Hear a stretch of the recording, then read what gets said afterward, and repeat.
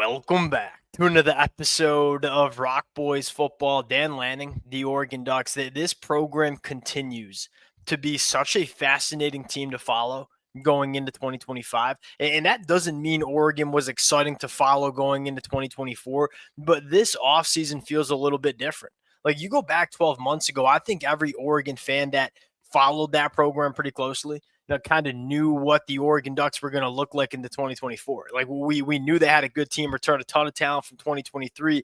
This year going into 2025, we know Oregon's going to be good. Like that's not the question that we're asking. I think the more fascinating conversation that we continue to have is, all right, who are going to be the guys that emerge? This is, and we've said it all spring, it feels like it's a less experienced team. There's no question mark about that. There's a lot of guys that played a lot of football for Oregon that are going to be selected in the NFL draft over the next couple of days. But the talent in terms of upside, I think there's a strong argument that this team is more talented. It has a higher upside going into 2025. And as we continue to go through spring, we continue to hear some of these young guys that maybe didn't play a ton in the 2024 year really emerge as difference makers going into 2025. Now, who are those names? That's what we're going to get into. Before we do, and as always, the Oregon fans, appreciate you guys. We're going to have a lot to talk about over the next couple of days, right? Spring game coming up Saturday afternoon. We will certainly watch that and break it down immediately. Can't thank you guys enough for rocking with it. Whether we're talking the recruiting trail, the transfer portal, spring practice, the amount of support y'all have shown the fellas has been amazing. Appreciate you guys. If y'all do enjoy the content, consider subscribing to the channel. Without further ado, let's get into it. Now, let's have a brief conversation about where this quarterback room sits. And it's kind of remained pretty steady. The conversation of the intel we're getting about Austin Novosad is steady Eddie, like a guy that I think Oregon trusts to run this offense in 2025. And then the feedback we get on Dante Moore is this dude is elevating the offense. And I think for Dante Moore, it's just about being a little bit more consistent. We know what Dante Moore can do in terms of upside, in terms of potential. But another really important thing about this Oregon offense, something Dylan Gabriel and Bo Nix did extraordinarily well was, hey, we ain't going to make a lot of mistakes. We're going to make the throws we need to make. We're going to keep the ball out of harm's way. The thing I love about where Oregon sits in the quarterback room, specifically as it pertains to Dante Moore, is Will Stein's going to make it easy. You know what the same conversation we had with Bo Nix. Before Bo Nix got to Oregon, he was noted as a gunslinger that put the ball in harm's way at Auburn. He comes to Oregon, and over the last 2 years, became a much more consistent quarterback. And I think a lot of that has to do with the Oregon offense. Especially Will Stein the last 2 years. Will Stein is going to take a lot of pressure off the quarterback's plate. And I think that's going to be huge for Dante Moore. Hey, we're going to ask you to make some really big time throws at points, but we're not going to make you put on a Superman cape and try to be that guy every single down. We're going to give you a good run game. We're going to give you good pass protection. We're going to give you a lot of easy throws. That I think is huge for Dante Moore, because that's, if you get Dante Moore that's playing within the offense and making those big time throws, but also not putting the ball in harm's way, you're looking at a Heisman caliber dude. You're looking at an offense that can be one of the best in the country. That's what we're trying to get out of Dante Moore. I still expect Dante Moore to be the quarterback one, because I think he gives you the best chance to go out and win a national championship. And you make no mistake about it, that's the standard for Dan Lanning and the Oregon Ducks. Next thing, Dakorien Moore. I think we got to have the conversation. It sounds like he could be legitimately the wide receiver one of this offense. I know that sounds crazy, especially when you have a wide receiver like Evan Stewart that's currently in this wide receiver room as well. Number one, we've seen a bunch of true freshmen over the last couple of years come into college immediately have a massive impact. I think Dakorien Moore is certainly capable of doing it. The thing that stands out to me about Dakorien Moore is it's consistent. Every time you get some intel, you get some information about what's going on in the practice field, it's not just flash. It's not just having a couple of good practices or making a couple of plays. He's a consistent impact performer for Oregon throughout spring practice. That's when you know a freshman is ready. It's one thing for a freshman to make a few plays early and kind of taper off with the consistency. Dakorien Moore is getting brought up every single time that we hear about what's going on with Oregon during spring practice. I cannot wait to see what this kid looks like during the spring game. Another fascinating storyline, Dink Riggs sounds like he's going to be involved in the running back rotation. Now, we're talking about a running back three. I get that. This is a big storyline for Oregon. One of the things that maybe wasn't great for Oregon in 2024 is that they only had two running backs that they trusted to play in big moments. Jordan James and Noah Whittington. And as you rolled into the playoffs, Jordan James had over 200 carries under his belt. You want to see if this team can be a little bit more fresh for their playoff run. That's why we talk about depth all the time. It's not the most fun conversation to have, but when you want to win a national championship, you want to make sure you're deep enough and fresh enough to play your best football in the college football playoffs. And I think that was one of the things Oregon struggled with, was they probably weren't deep enough like some of the other teams in the college football playoffs. It feels like this team's a little bit more deep in 2025. And at the running back position, look, I don't think there's a question Mekhi Hughes is going to be the guy, the running back one.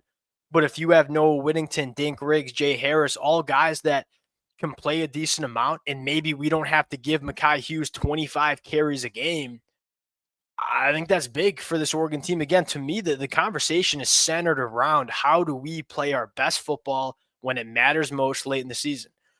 That you didn't see that for Oregon last year. Like, they didn't play their best against Penn State. They certainly didn't play their best against Ohio State. Part of that conversation is, look, we know we're going to make the playoffs. And now we got to make sure we're playing our best football in the playoffs to go win a national championship.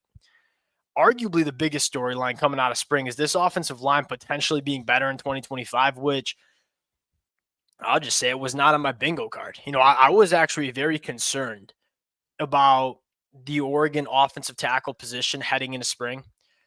And it's not because I don't like Isaiah World and Alex Harkey. It's just like two G5 guys jumping up to the power four level who have to replace two NFL tackles in Johnny Cornelius and Josh Connerly. Was there going to be a big dip? Was there going to be a big drop off? Alex Harkey there is buzz about Alex Harkey being better than a Johnny Cornelius. And again, I'm not sure if I buy that right now, but if that's even a conversation, I feel pretty good about Alex Harkey at the right tackle position, especially what he can do in the run game. Then Isaiah World on the left side, apparently just limitless potential. We talked about Josh Connerly having limitless potential and her super high ceiling. You're hearing all those same conversations with a guy like Isaiah World. The inside of the offensive line should be better, right? Poncho going into year 3. Emmanuel Pregnon coming in is a clear upgrade, and that's not a shot at Marcus Harper. It's just he's an upgrade, Emmanuel Pregnon. This offensive line, we had question marks about it, maybe going into spring practice. Now it's kind of being talked about as one of the better parts of this Oregon offense. That should fire up a lot of Oregon fans. Now, going to the defensive side of the football, what I love to hear is you continue to hear about the depth emerging on this defensive line. Look, we knew Mateo was a guy. We know Tatum Tuioti. I mean, those are two guys that could be All-Americans in 2025. And in fact, would maybe be my picks to be some All-Americans.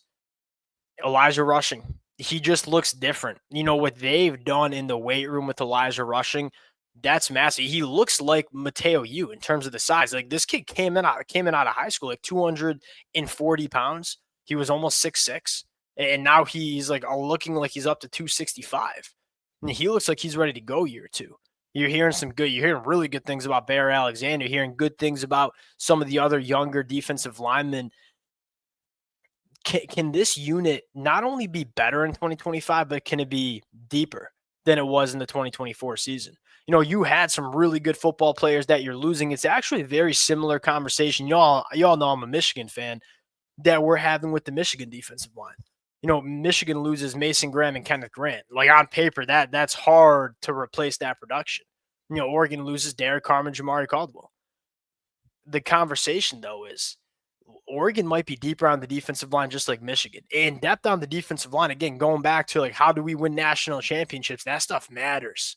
And I think Oregon might be deeper on the defensive line than it was last year.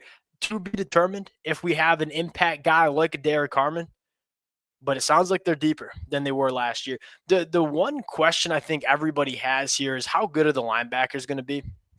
And it's not like they're going to be a bad unit in 2025. It's like, is it everywhere else on the Oregon roster, this is probably the best way to put it. Everywhere else on the Oregon roster, I feel like you can point to one or two guys that are some of the best players in the country at their position.